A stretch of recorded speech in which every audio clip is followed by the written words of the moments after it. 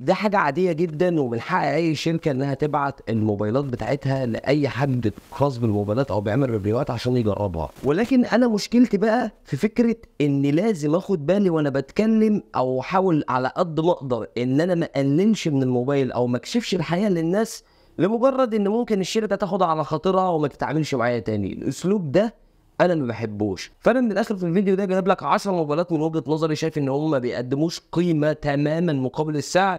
منهم موبايلين انا شايف ما شاء الله الفترة اللي فاتت فيديوهات كتير وما فيش حد بيقول ان الموبايلات دي لا تستحق الشراء. هل الموضوع له علاقة بالشركة نفسها هي اللي عايزة كده، ولا هل هم شايفين مثلا ان الموبايل بيقدم قيمة مقابل سعر؟ المهم خلينا نخش. المهم ما تنساش لايكك سبسكرايبك كده وتفعل الجرس عشان يوصلك من دايما كل جديد. اما دلوقتي خلينا نخش في تفاصيل الفيديو.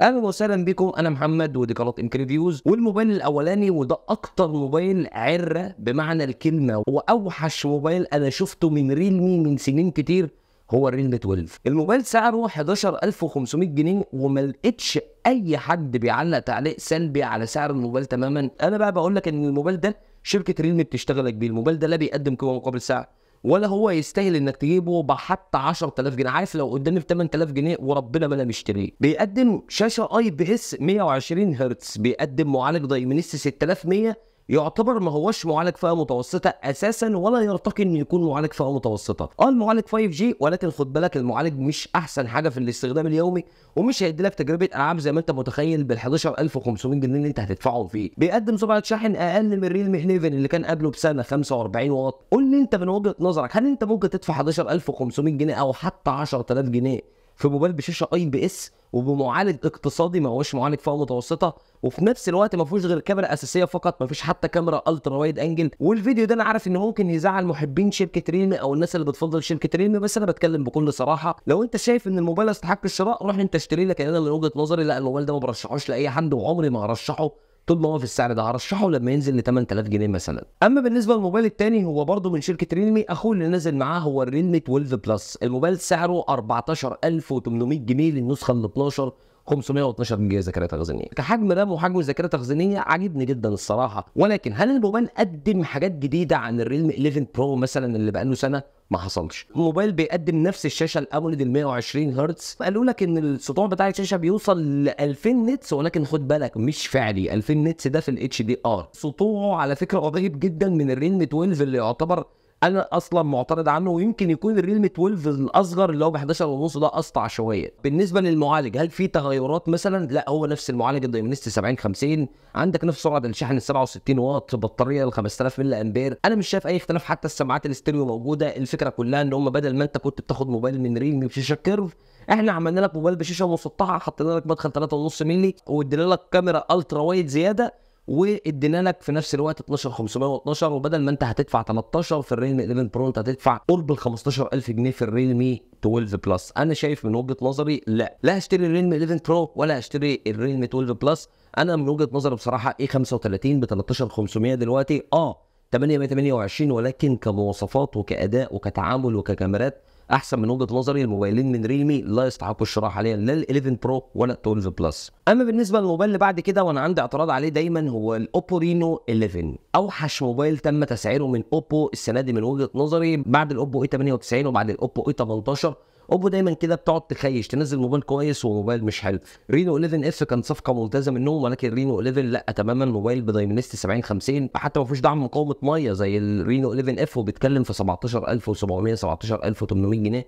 لا، انا بالسعر ده هجيب الاي 55، فرق شاسع بينه وبين الرينو 11، وبيقدم تجربه احسن بمراحل. اللي بيعيب سامسونج بس الشحن اللي مش موجود في العلبه وسرعه الشحن البطيئه، اوبو بس اللي بيميزها الشحن 67 واط، بس انا مش هضيع فلوسي عشان شحن 67 واط موجود في العلبه. اما بالنسبه للموبايل اللي بعد كده هو موبايل قديم من اوبو تقريبا بقاله سنتين ونص، مش عارف مين اللي حطه ليه اساسا. هو الاوبو اي 96. الموبايل سعره دلوقتي بيتكلم في 11000 جنيه. الموبايل ما كانش بيقدم اي حاجه، حتى المعالج اللي فيه هو معالج اقتصادي تماما، يعني معالج لا يرتقي للفئه السعريه دي. لا، انا رايي الموبايل قديم مش احسن حاجه. عايز تجيب من اوبو، انا رايي دلوقتي الموبايل الاصلح انك انت تشتري لي، قدم قيمه مقابل سعر من اوبو، يا اما الاوبو اي 78 يا اما الاوبو رينو 11 اف، يا اما تنزل خالص وتجيب الاوبو اي 38 لو انت عايز حاجه اقتصاديه. اما بالنسبه للموبايل اللي بعد كده هو الريدمي نوت 13 برو النسخه 4 جي، الموبايل اللي جاي بجي 99 الترا وجاي مع شاشه اموليد 120 هرتز ممتازه. جي 99 الترا وبتتكلم في 13500 او 13600.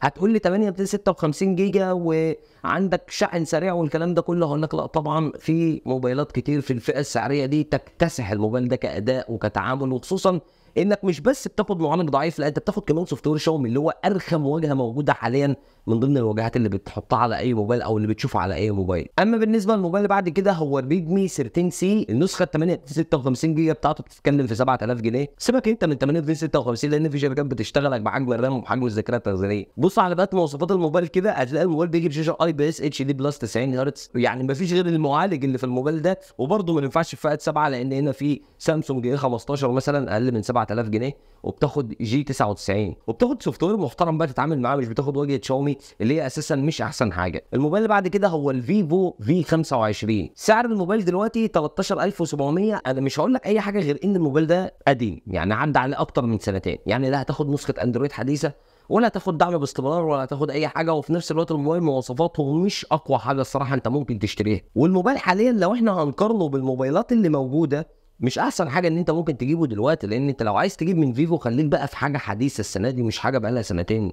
او داخل على 3 سنين كمان. اما بالنسبه للموبايل اللي بعد كده هو الاوبو اي 38. انا بحب الموبايل ده جدا، بس لما يوصل ل 7100 جنيه للنسخه 628 يبقى لا يستحق الشراء، ما ينفعش انك انت تجيبه تماما. فئه 7000 جنيه هي للملك دلوقتي الاي 15 او ممكن نقول مثلا ريلمي سي 67. دي الموبايلات اللي ممكن تمشي، او ممكن يا سيدي اقول لك حتى الريدمي 12 من شاومي ممكن يمشي، لكن اوبو اي 38 بالسعر ده بشاشه اي بي اس اتش دي بلس ب 7000 جنيه غير مقبول حتى لو شركه مين مش شركه اوبو. اما اخر موبايلين معانا هو الريدمي نوت 12 برو الموبايل بتاع شاومي بتاع السنه اللي فاتت ال 4 جي، والريدمي نوت 12 اس. الريدمي نوت 12 برو سعره 11450 والريدمي نوت 12 اس سعره بيتكلم في 9500 جنيه. ورايي ان الموبايلين لا يستحقوا الشراء تماما. يمكن كمان ريدمي نوت 12 اس مقبول شويه لو انت بتحب شاومي قوي ومش قادر تستغنى عن شاومي وعايز تشتري، فممكن يمشي الحال معاك. ولكن ريدمي نوت 12 برو 4 جي معالج جي 96 مستحيل ان انا ادفع في الموبايل الفلوس دي.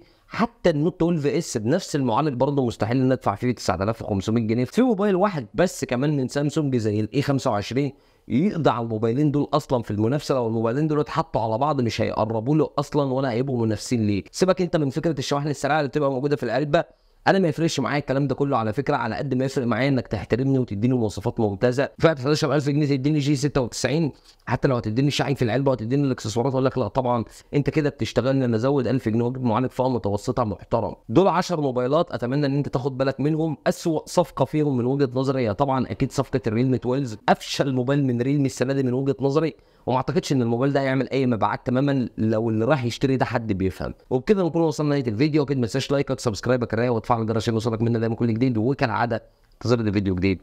سلام.